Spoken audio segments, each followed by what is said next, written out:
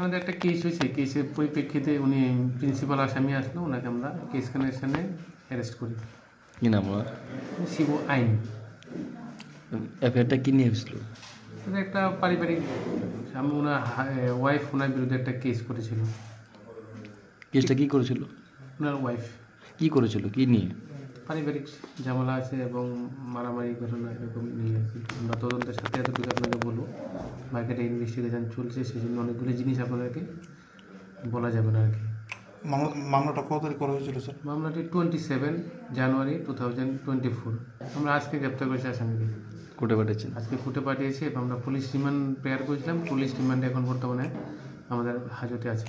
কতদিনের police remand পেয়েছেন? আমরা অনেক 7 দিন রেখেছিলাম, আমাদের 3 দিনের রিমান্ড কোর্ট অর্ডার করেছে।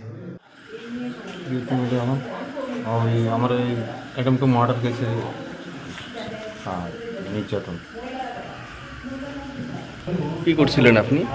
কিছুই করছি না, দা উঠেছি, জাস্ট লাগছে এই জায়গাটার মধ্যে, একটু কেটে গেছি, জাস্ট হাত দিয়ে মুছে গেল, এটা শেষ, ব্যাস এটাতেই মার্ডার কেস দিয়েছি।